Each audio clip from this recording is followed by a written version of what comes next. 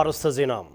قدم المنستر أبي أحمد 100 ميجاوات زفلفل بروجكت مفلفل حيل نفاس أسلام الرقاب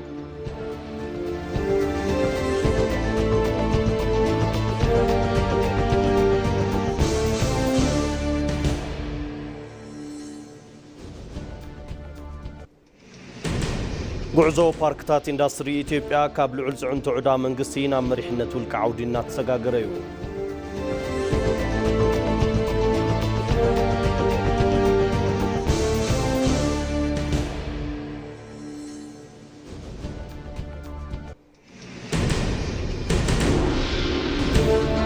ወጻይ ኢራን መርከባት ቦገን ኦማን ብናጻ ንኽንቀሳቐሳ ክትፈቅድ ከም ትኽእል ተሓቢሩ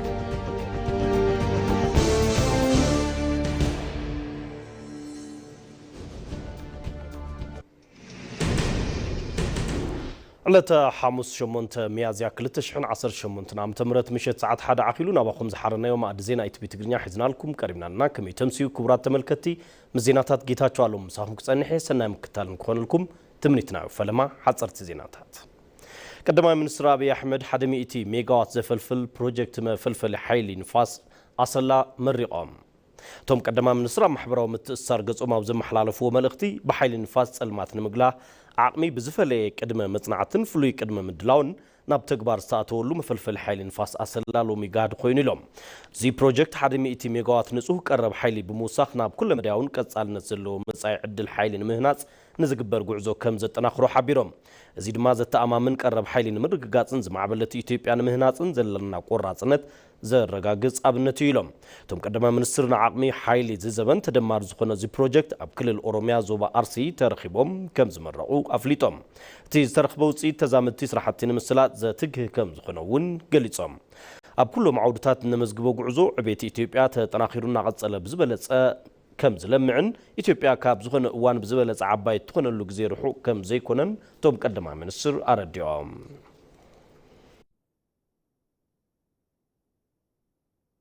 سب سراح بلحي أب عودي تعنا بربحة نمو عالي سراح كم زلو تقليتهم منستر تعنا مس لاست مايل هيلز بمتحبارنا سوما اكسنشن تعنا زدقف HEP أسيست زتبها لسب سراح بلحي زي سراح حدوش تكنولوجي معراف تكبرا ناي مفلات مدرخها كايدوم أب منستر تعنا فلما محبر السب لخت صادفو في سراح إسرائيل أطار وابتي مدرخ كم زبلو عودي تعنا زمنا ونمقبار بزوحات سراحتي تسريح ميم أب بروجرام إكستنشن مع آخر زمن أو المقبار بتخرج الناس سرحة كم زركبونا ملاقيتهم أم معرف متكبار زركب حواز تبهاله سبسرح بالحين سرح ثنياتات إكستنشن تعنا مدقف عبي لوطي كم تصيخ ليلهم ثم يعكب بتحكمنا وجودات مسجات ممدما كابتي حواز تبهاله artificial intelligence technology حجز كرخبو كم زخلو عمل كتام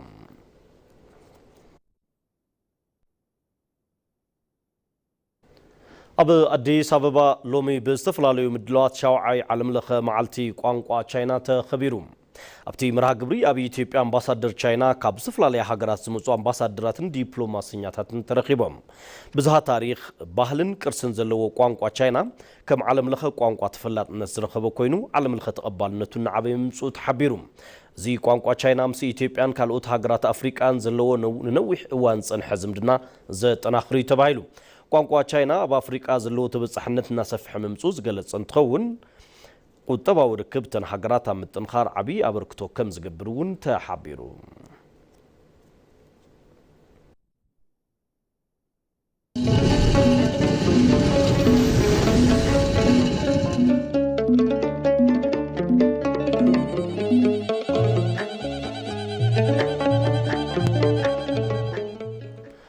أما كتتال ما دزينا يتبي تقرنيا خم تركبوا كورات تقتاتل تمارسكم سلت تقتاتلونا مسكنكم حزون مسانات نحب زرزرنا بزحرنا يوم زيناتات كنسجرينا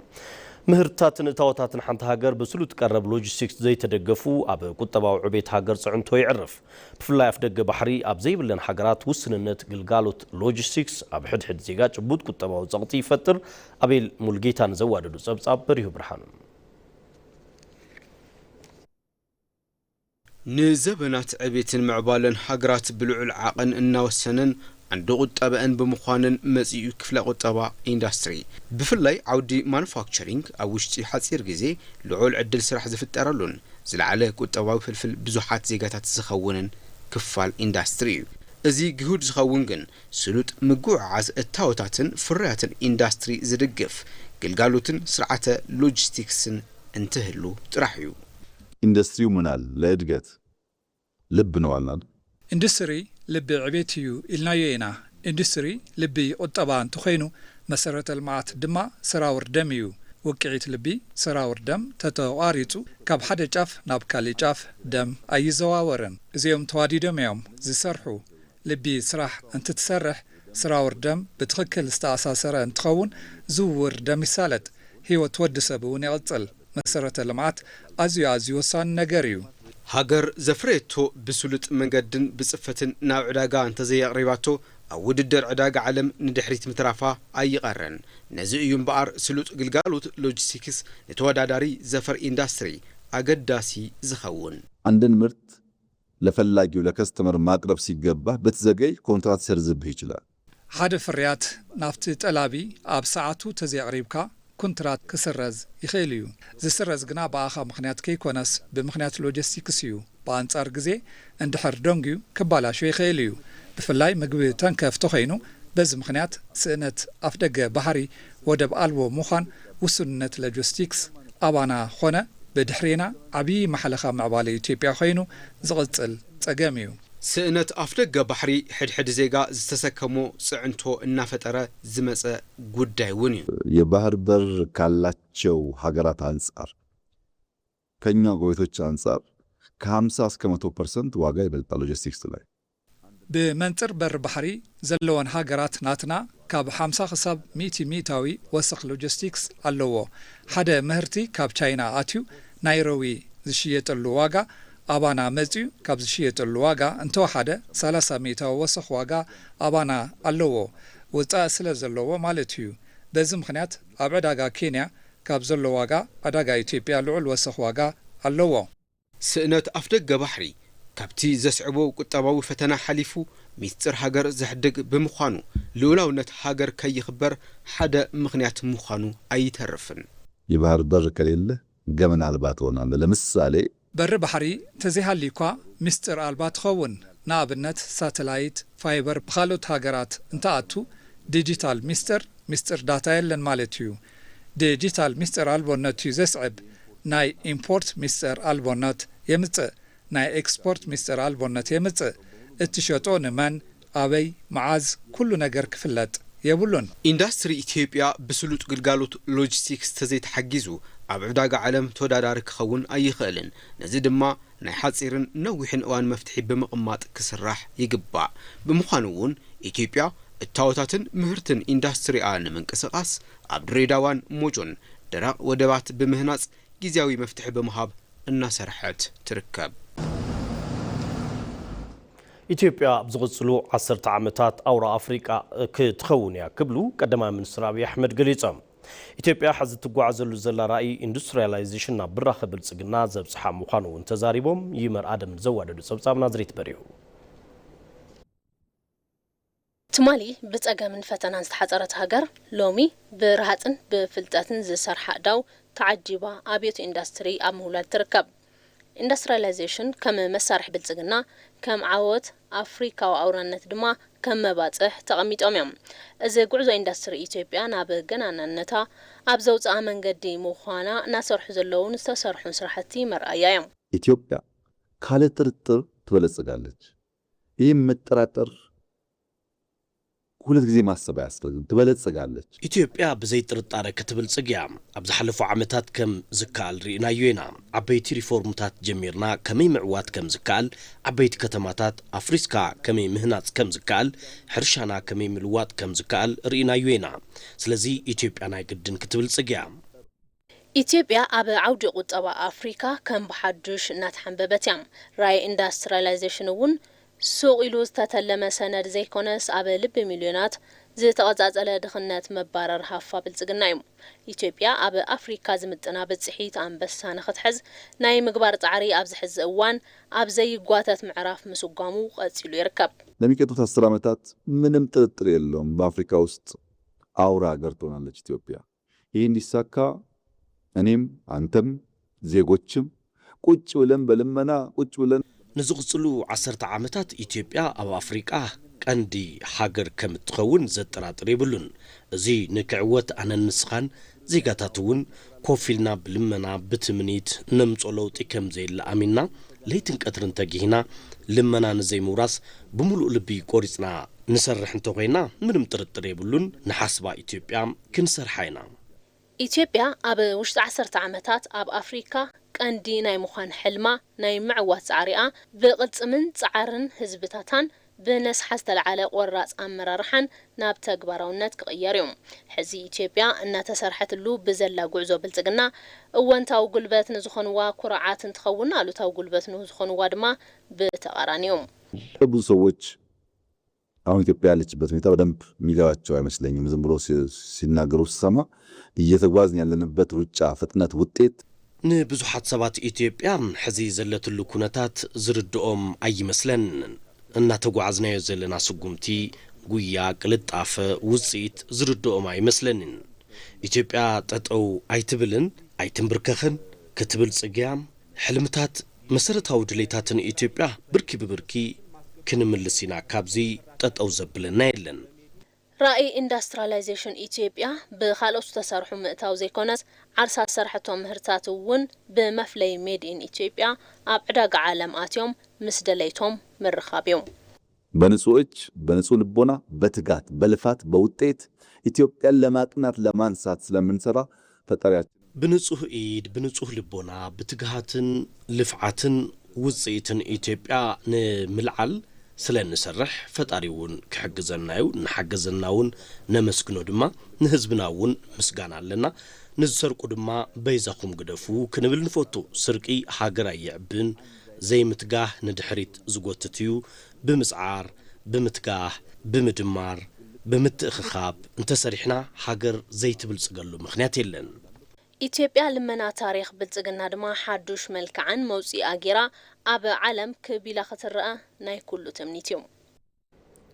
ጉዕዞ ፓርክታት ኢንዱስትሪ ኢትዮጵያ ካብ ልዑል ጽዕንቱ ዕዳ መንግስቲ ናብ መሪሕነት ውልቀ ዓውዲ እናተሰጋገረ እዩ።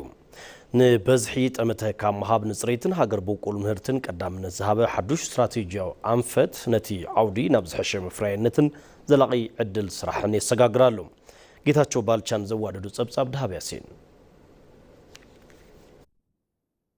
ኣብ ታሪኽ ኢንዱስትሪ ኢትዮጵያ ካብ መሰረቱ ንኽቕይሩን ብቢልዮናት እውን ሸርፎ ወፃኢ ክርከቦም ይኽእሉ እዩ ተባሂሉ ቅድሚ 10 ዓመት ኣብ ህንፀት ኢንዱስትሪ ፓርክታት ዝተወሃበ ፍሉይ ተስፋ ነይሩ። ፓርክታት ኢንዱስትሪ ምህናፅ ብባዕሉ ዝተበታተኑ ግልጋሎታት ብሓደ ንምስላጥን ብዝተዋደደ መንገዲ መፍረያይነት ንምዕባይ ልዑል ዓቕሚ ይፈጥር። ኣብ ዓለም ዘለው ልዕሊ 6,000 ፓርክታት መርኣያ ናይዚ እዮም። አካሄዳቸውን መፈተሽ ቢያስፈልግም ኢንዱስትሪያል ፓርክ በጣም አስፈላጊ አካሄድኦም ምፍታሽ አድላይ እኳ እንተኾነ ኢንዱስትሪያል ፓርክ ኣዝዩ ኣድላይ እዩ። ብቐዳምነት ኢንቨስትመንት ንምስሓብ ካብ ዝተበተነ ፋብሪካ ኢንዱስትሪያል ፓርክ ብዝበለጸ ተመራጺ እዩ። ካልኣይ ወጻኢ መሰረተ ልምዓት ይንኪ። ኣብ ብዙሕ ቦታ ፋብሪካ ንምህናጽ መንገዲ ማይ ሃፍቲ ካብ ምምኻን ኣብ ሓደ ከባቢ ተዝኾን ወጻኢ ኢንፍራስትራክቸር ይንኪ። ሳልሳይ ምውዳድ ይፈጥር እዩ። እቲ ሓደ ነቲ ካልእ እታወት ክኸውን ስለ ዝኽእል የሳልጥ ንምምሕዳር እውን ይጥዕም። ብምዃኑ ብዙሕ ረብሓ እዩ ዘለዎ። ቅድሚ 10 ዓመታት ህንፀት ፓርክታት ኢንዱስትሪ እንትጅመር ዝንገሩ ዝነበሩ ናይ ተስፋ ቃላት ብተግባር እንትፈተሹ ብዙሓት ክፍተታት ተስተውዒሎም እዮም። እቶም ፓርክታት ፍልፍል ሸርፎ ወፃኢ ኣብ ክንዲ ምዃን ንህንፀት ብዝወፀ ልዑል ልቓሕ ስዒቡ ንሃገር ናብ ዕዳእትዮም ማጸኒሖም እዮም። ወፃኢ ህንፀቶም ዝለዓለ ብምዃኑን ካብ ጽሬት ኣብ ቁጽሪ ጠመተ ተገይሩ ስለ ዝተሰርሐ ልዑል ጸገም ዝፈጠረ እዩ ነይሩ። የቀድሞ አካሄድ ችግሩ ምንድን ያልክ እንደሆነ አንደኛ ቦታ ምርጫ ነው። ዝጸንሐ አካይዳ ዝነበሮ ጸገም ኣብ ምምራጽ ቦታ እዩ። ንኣብነት ጅማ፣ መቐለ፣ ባህርዳር፣ ሐዋሳ ምህናጽ ኣይዋጽእን። ኢንዱስትሪያል ፓርክ ንኢምፖርትን ኤክስፖርትን ኣብ ዝጥዕም ከባቢ ይስራሕ። ካልኣይ ልቓሕ ኣዝዩ ክባር እዩ። ሳልሳይ ኣብ ህንፃ ምህናጽ ጠመተ ዝገበረ እዩ ነይሩ። ልክዕ ከም ሪል ስቴት በብኸባቢኡ ሼዳት ይስራሕ፣ ብስርዓት ኣይተሓዝን። ዝተሃነጸ ኣብ ስራሕ ከይወዓለ ካልእ ይስራሕ ነይሩ። እዚ ጸገም ነይሩ። ኣዋፃእነት ዕዳጋ ዘይገናዘቡ ወፃኢ ዘይቁጥቡ ጽንዓት ደረጃኦም ውስን ዝኾነ ጽዕንቶ ፖለቲካ ውሳነ ዝዓረፎም نبخنت استقالعو أكايداتاتيوم نيروم نز خفتت نمملا منجست مدمار فولي استراتيجيكاوي أنفت سعيويو تحدش أنفت نباركتات كابودكات زكلا خالن نغز علي زهنزو باركتات أب كندي نباسحي نصريت أمتن غهبو زحجزيو أبزحز أوان ولك أساب حفتي أب ممحدارن هنزات باركتات بقطتان خصاتفو سلستجبره هنزاتات بوحدو وزان حاصير أوان مززام تخايليو زون زل أسرح أدل نغفتر مسارات ينبرلو كإكسبانشن وده أوتومايزيشن نكيرونه كبزات وده طلعت كابز حات ناب صريت كنكيرو إنا كسر مبزح طرح زي كونس صريت وين كنوسخ لنا كلاي بموداد زهنص كخون الله حزاب إثيوبيا كابزلو 26 إندستريال باركتات اتهم شوعات ناول كيوم منجستي أما عراراي كخون الله ولكا إندستريال باركتات ناقفحو كخدلو ومزبل متكال سلازنبرنا بتا أقباب نسوينا سقيمنا نابنت AMG أودان توسيدنا كابنهانا إندستريال باركتات زحشو يوم نابنت AMG مناسي زسرحو إندستريال باركيو زحشيو كن ناولكايو أب حاسين ممكاخ ملاوطي مكينا بمفراي توافيرو نابلعو الإندستري إناتسقاقريو زخون اللقح زيبلوونيو كساب حزيب زنبرة خيدي عوت إندستري باركتات زعقان أبت بارك بزعاتو بزحي كوبانيات أتوزعن بزمز أو شرفو زعن كم زنبرة يذكر يخون بر تحدش أنفت أمتو أبصريتن هاجر أو فايدان بمقبار نهاجر ربح زمز أو سبحفتي زقدميو كتوقت هنصالحيه እንደሆነ ፎከሳችን ስትራቴጂ ምርቶች ላይ ነው በአንጻር ተመተን ትንርኢ ተመተና አብ ስትራቴጂ ምርታትዩ አብ ጨርቂ ጥራሕ ዘይኮነስ አብ ሶላር ውን ንሰርሕ ንኣብነት ምስ ኤሌክትሮኒክስ ዝተተሓዙ ኢቪ ካር ሓዊሱ ኣብ ፋርማሲ ኣብ ኬሚካልን አግሮ ፕሮሰሲንግን ንሰርሖም ስራሕቲ ብዝግባእ ዘዋጽኡ እዮም ጉዕዞ ኢንዱስትሪ ፓርክታት ኢትዮጵያ ካብ ልዑል ዕዳ መንግስቲ ናብ መሪሕነት ውልቀ ዓውዲ እናተሰጋገረ ይርከብ ጠመትውን ካብ ህንጻ ምህናጽ ናብ ምህርትን ምትብባዕ ሰብ ሃፍትን ውሽጢ ዓዲ ብምግባር እቲ ዓውዲ ንቁጠባ ሃገር ዝኣተወ ቃል ንምዕዋት ሓድሽ ተስፋ ዘመላኽት ኮይኑ ኣሎ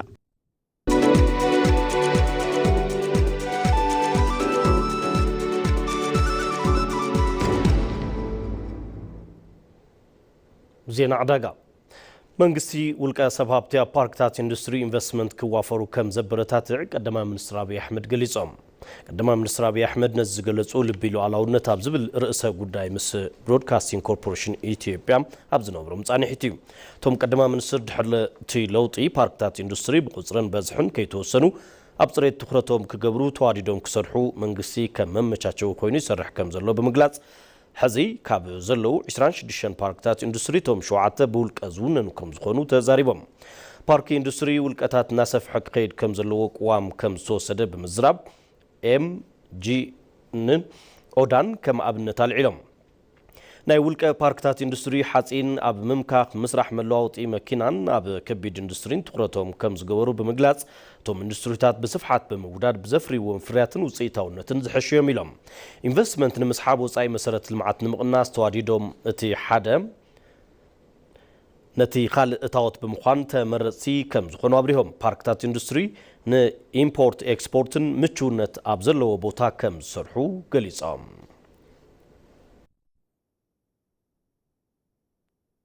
أبز حلفوت شعات تواريح كاب نقدو وصايل على شعات $7 بليون أتاو كم سرخبة منستير نقدن زباو متأسسارن قليتهم منستير نقدن زباو متأسسارن دكتور كاساون غوفي مستوعتي تكالات بمخان مدرك كم جامعة فصاص مع تلميذ شعات تواريح بجت عمد كل تشحن 10 شمونتنا أكايدهم تي مدرك توداداري سرعات نقدن استسالت متأسسار عداقان سجقر كتبا بزبل تيما ناتخيد تركب تخون منستر نقدن زوباو متأسسار دكتور كاساون غوفي أبتي وان كم زبلو تي تكال عقمي مفصام تلوخ ببوانو نعبي بممصو أبز حلفوت شعات تواريح أب كلهم عودتات زبرتات عوصي تمزجيبيو أبز حلفوت شعات تواريح بأونلاين مزجبا نقدي حدوش فؤاد نقدي بموصا صراحتي محداسن بسرازن نلعلي كل التنتبيت شعات مليون عماويل كل طوف كل قالوت كم صحابة تزاريبهم بمداي نقدي وصاي كاب كلهم عينتات نقدو شعات تنتبي $7 بليون أتاو كم سرخبون قليتهم مسألة المعات عداقا بمسفحفح عداقا نمرققا زحجزو عداقاتات قدامن سنبتن أبزي اوان كلتا شحن 109 كم زبصحو حبيرهم مسفحفح معقلات عداقا كالاي بركي انسات تتناقيرو كم زغصل بمقلاص ابز حلفوت شعات تواريح كلتا تمرقوم نابسرح كم زاتو توم من السر حبيرهم أموداتا زيناو زايم تهران مركبات بوغن أومان بناطان خنقسا أساك تفقد كم تخيل تحبيرو أمونغو إيران أمريكان كيد زلو زيتم أكال زخونا حدوش ناي مفتحي حساب كم زغربان تهران كربا زخونو منجتات قليصم كم تقوماتو منجتات إيران أبو قصالي كوينات كم زيد لعال زرقا زلاغي سممعك بتصح انت تقائلو مركبات أبقلاي هورموز بوغن أومان بزي زخونا ناي متقعات سقات بنات آكين كسا أسا ناي مفقد ليتا لوا أمونغو أمريكا إسرائيل إيران نسول عقجت إيران بتي وشمت زقبر ناي بحري ترافيك بمت جوجالا مخنات أب عالم لخك قرب ندادن ناي تفترو غازن لعلق لولا ومفتارو يفلت تي كوينات كابز حلف فلكات تجميرو باما يتوصرا ناي ندادي صعنت مركباتن أستات 20 شح زخونو مركبنياتاتن أب وشمت نكعقتو مخنات كوينيو من مكواز حلف موداتا مقابيت ناي كل تسومون ناي تخصي دو مبال سممع تفص عمين تخونا أبتي وشمت زلو ناي كوزتصر قداي جن زاقيت أب مادي زتك أندي أجندا خويني قصلالو بريزيدنت دونالد ترامب حلف ربوع تي كينات كودا مخانيو اكوان تغلصو ابتي استراتيجيكاو مسمر زلو طريقنام غنا ايرغن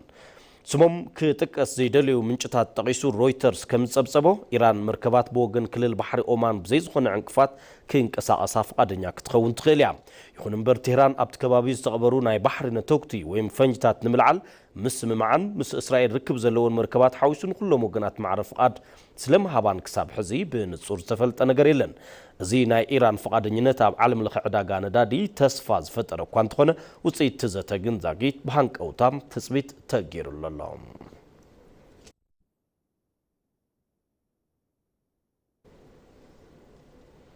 كرة ملكتي زينو مستنداتنا قدمي مبالنا ارسط زيناتنا كنزخخركم قدم منستر ابي احمد 100 ميجا وات زفلفل بروجكت مفلفل حين نفاس اسلام الرقم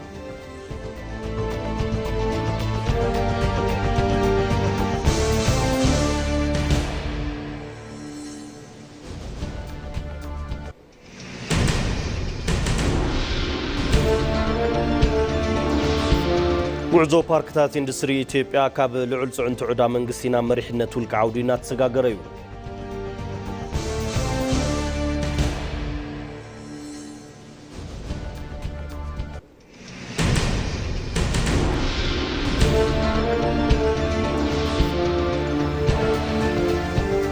تهران مركبات بوغن عمان بناطا نخنق أساقسو كتفقد كم تخيل تحبيرو كرة ملكتين لومي على حمص شمونت ميازيا كل تشحن عصر شمونت نام تمرت مش ساعات حدا نواقم زحرنا ما ادزينا يتبتغنيا ازي كتكتاتلو صنحكم مسني مسلم كتالكم نمسجن يتاچو الله مسمو يا استوديو حبيركم نيرا ببزلكم مسترف مدلواتنا سناي غزن كونكم تمتلا